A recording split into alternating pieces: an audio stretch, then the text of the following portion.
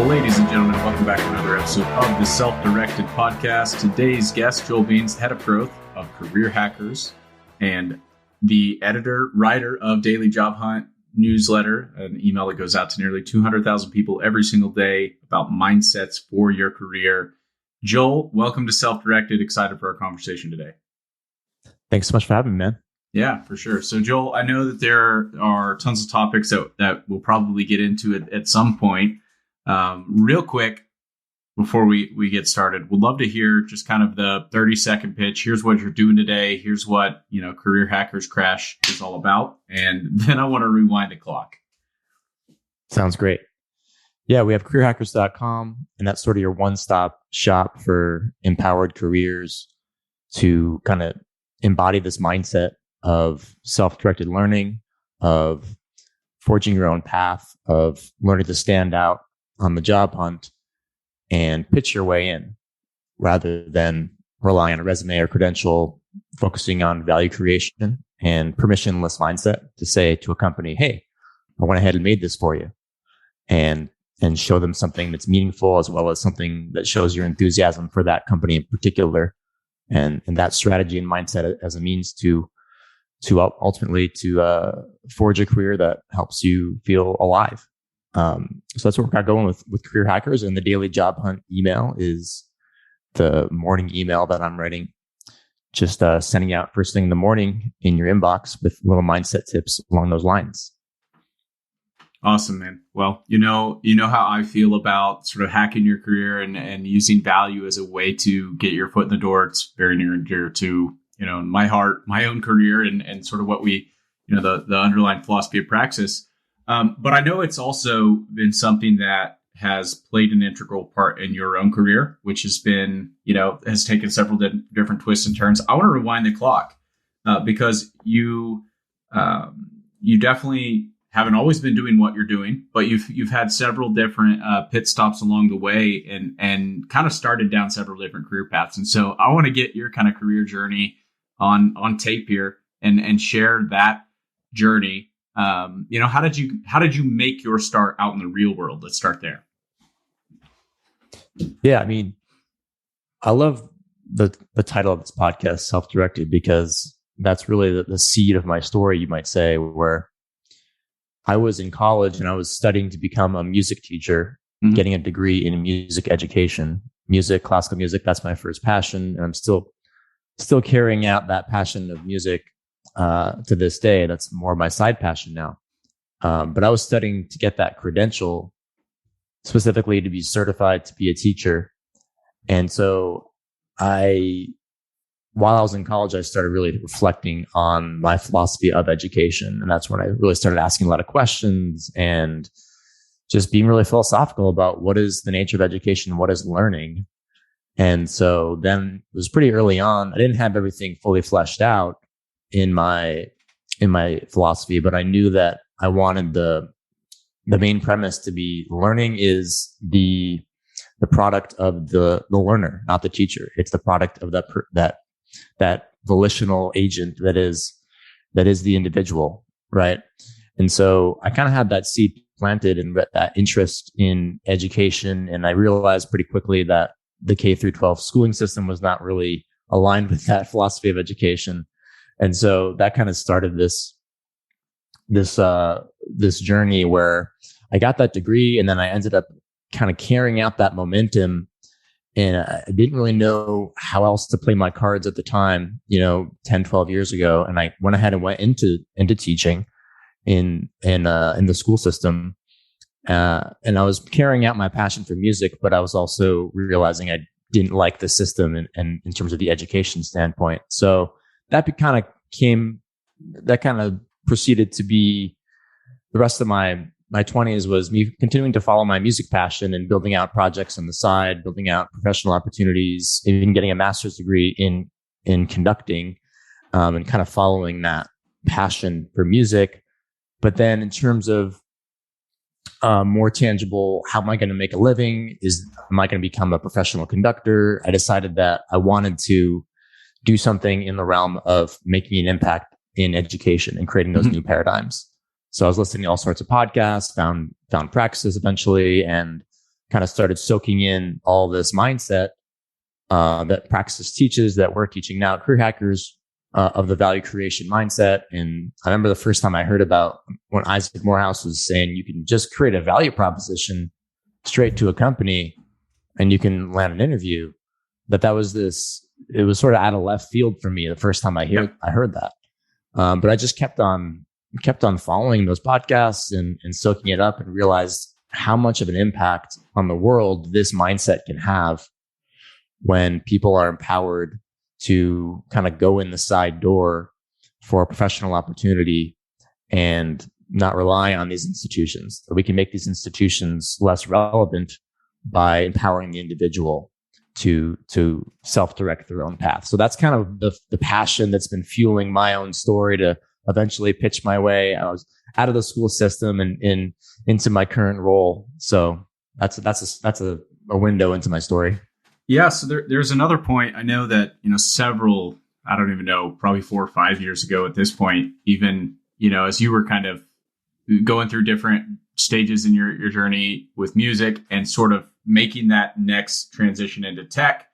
One of the things that I remember you doing that was very impressive is like, I'm going to blog every day. I'm going to teach myself Salesforce. I'm going to start teaching myself these different tools, and I'm going to start building out a different kind of credential for yourself, a stronger signal that's not necessarily based on, school or, somebody's stamp of approval, but on something that you've actually tangibly created for yourself. And I thought that was a really impressive milestone.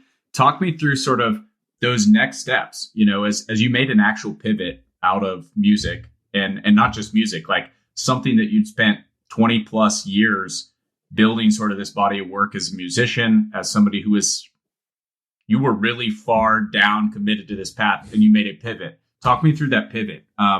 Two things that I really love to hear too is, one, what was it that really drove your personal shift, both in terms of mindset about what you wanted in your career values, and two, like, how did you know when it was time to make a change?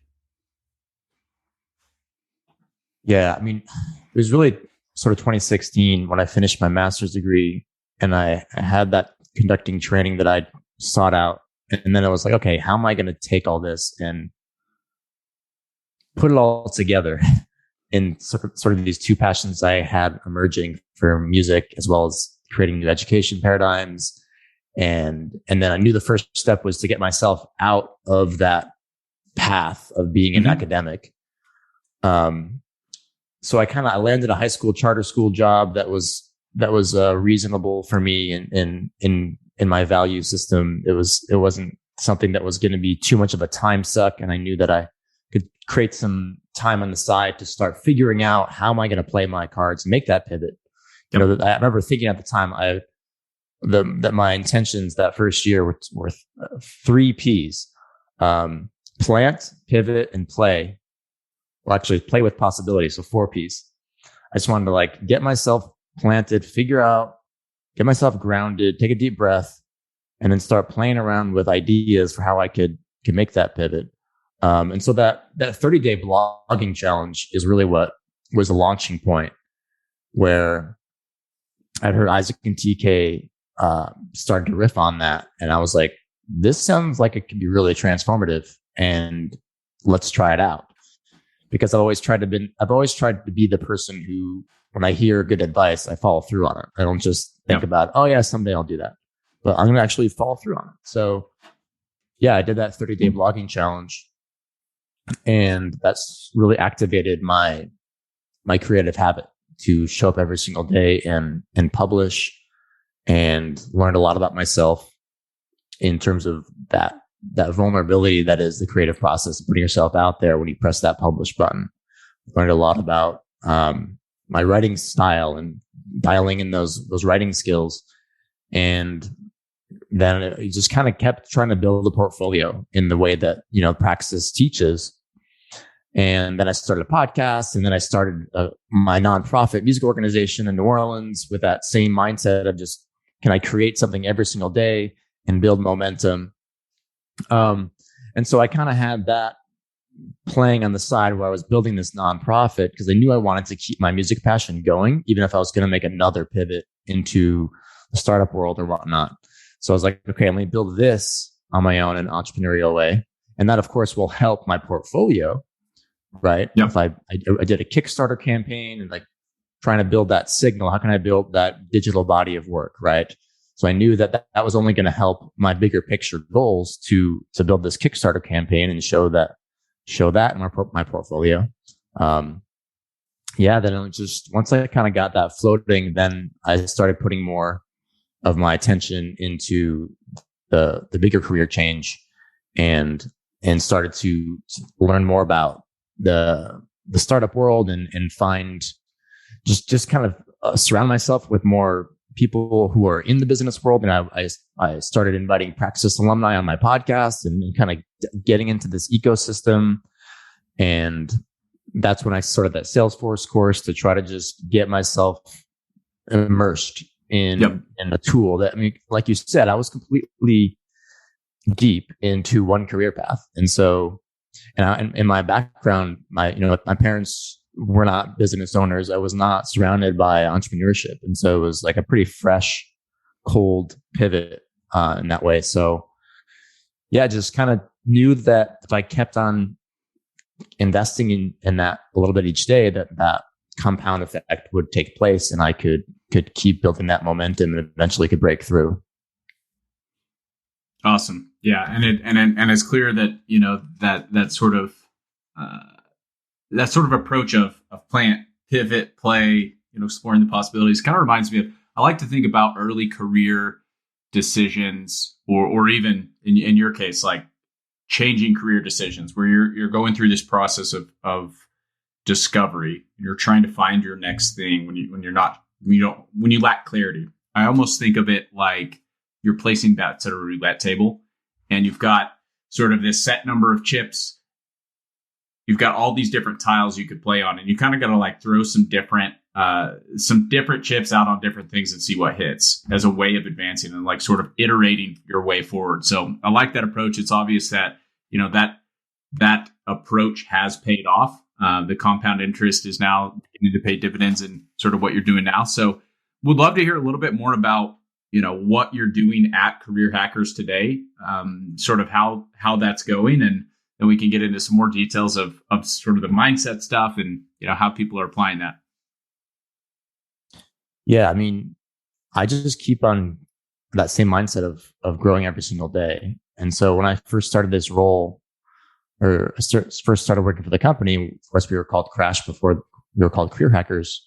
That was about almost 2 years ago now. And when I first started, it was wearing a bunch of different hats, trying to do some partnerships and with boot camps to help people land jobs with our video pitch tool. I was doing customer service on the live chat. I was doing blog posts. I was started running the podcast, and then that sort of kept evolving. And then I was doing more marketing and learning SEO and email drip campaigns, and then eventually Isaac recognized that writing this daily job hunt email newsletter is one of my strengths is the writing, all the way back, going back to the daily blogging challenge. That's the seed that's blossomed into what I'm doing right now, which is writing the newsletter every single day, as well as writing other content on Career Hackers.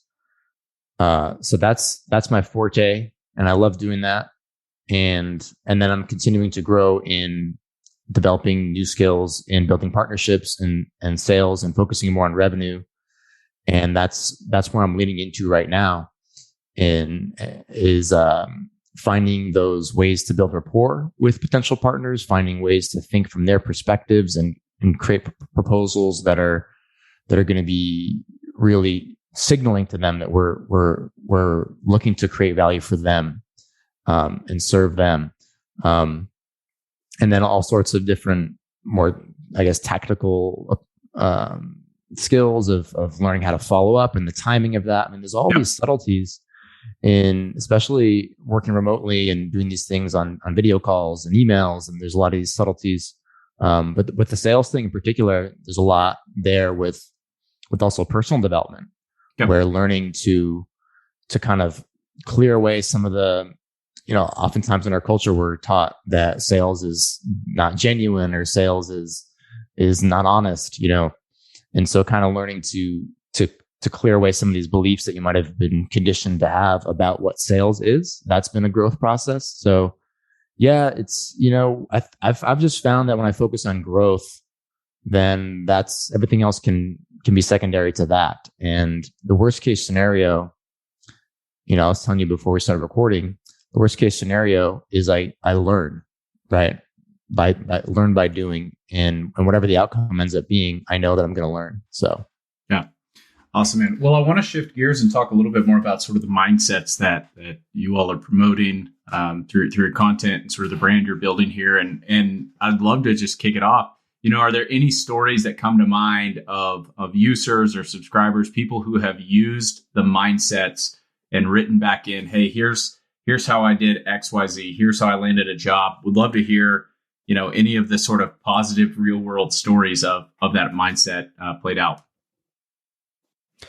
Yeah, I mean, there's been some fun, creative stories. There's a guy, David Andriotti, who I had on our podcast, and he's really into video production and kind of creating fun, produced videos. And he's pitched some companies with these fun videos, and kind of integrating in SpongeBob jokes and but also creating a specific value proposition, because he was looking to pitch video marketing roles. Yep. And so he proved his skill set by actually creating that creative video. I mean, there's plenty of stories of people making landing pages. I'm thinking about, of course, one of the most famous stories is Charlie Hone, when he pitched Tim Ferriss way back, over a decade ago. And we talk a lot about doing free work. And he's sort of one of the pioneers with this value proposition mindset, where he was blasting out resumes the old fashioned way back in 2008 recession climate, and then not getting any results, and just decided, what if I actually just created specific value for one person?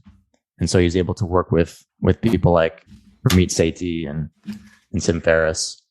But beyond that, some of those more profound or big time stories, it's really just about creating something that's personalized. And, we've seen hundreds of people just shooting videos, send a video straight to a hiring manager in an email, and show your face, show your interest in that company. And just the fact that you did that, even if it's not the greatest video, you're going to be standing out, because most people aren't thinking that way.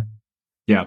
It reminds me of this story of one of my favorite marketers that I've followed through the years, and kind of his career trajectory. His name's Matt Epstein. He is the CMO of a company called Rippling, and way before that was the VP of growth, like first marketer on the ground of Zenefits, which ended up having the fastest growth trajectory of any company ever before in time. At that point in time, I think it's been surpassed several times since then. But he was early on in his career, wanted to work for Google, and he spent like a few $1,000s renting out this place, having a really like professional video that he had done, but it was complete satire. It was like him as in like this like early 1900s outfit, like drinking whiskey and being kind of funny.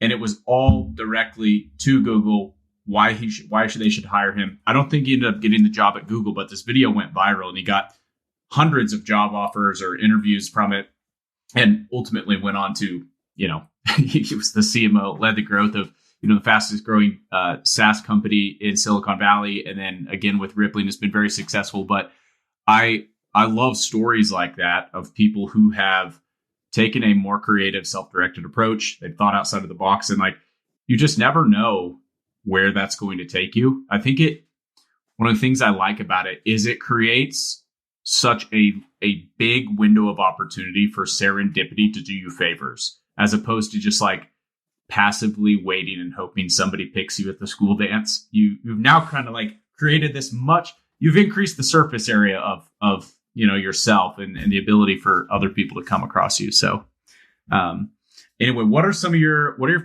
favorite tips or recommendations? You got somebody that's new to the job hunt.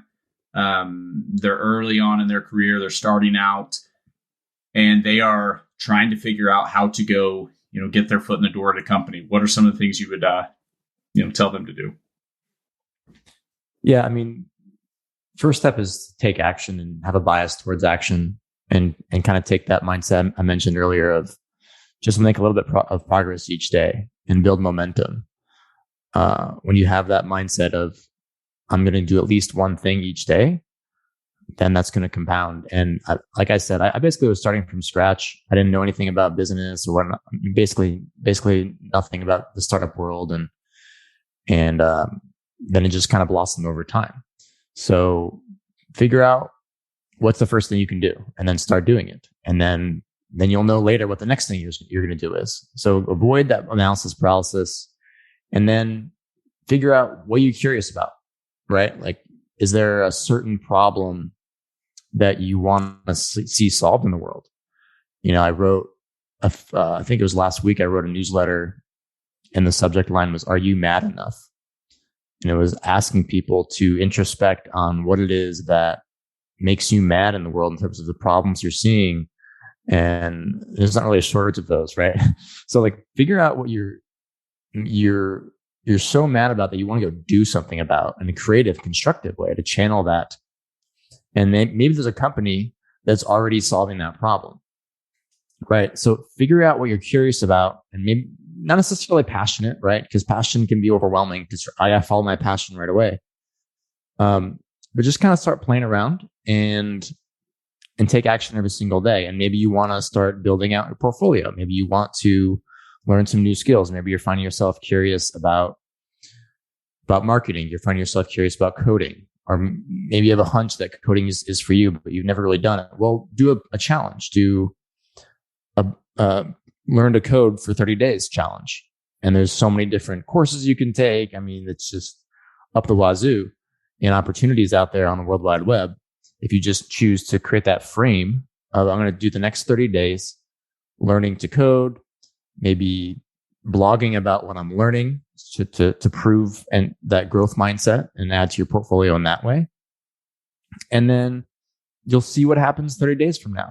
So focus in on the current, what's in front of you, what you can do today, and avoid getting caught up in your big plan. And you'll if you always take that next step, you'll know what the next step is going to be, right? And then beyond that, just thinking about specific companies that you might want to pitch, and don't be afraid to just do that. I think if I were to go back, I would have started pitching earlier. I was actually getting in a little bit of a preparation mindset when I started my career pivot of, I need to first do this portfolio building and make sure this is up to par and build this skill. But really, now that I'm on the other side of it, I really just see how rare it is to send those video pitches, and how special people feel when they receive a custom pitch. When I've received custom pitches and it's like, "Oh, you made this just for our company? Whoa." Like, if you recognize how special people feel when they receive those, you realize how powerful this pitching mindset is. So even if you don't think you're quite qualified for something, it can't hurt to put together a little value proposition and just send it out. And you're going to get a lot of confidence from the fact that you had the boldness in the first place to send it out. Awesome, man. Definitely some great pointers there. If you're on the job hunt, go check out careerhackers.com for more mindset tips, more actual tactical suggestions on how to go about that job hunt. Joel, thanks for joining us on this episode of Self-Directed. Want to close it out. Where should people go other than Career Hackers? Any resources that you'd recommend from the website that you'd like to direct people to?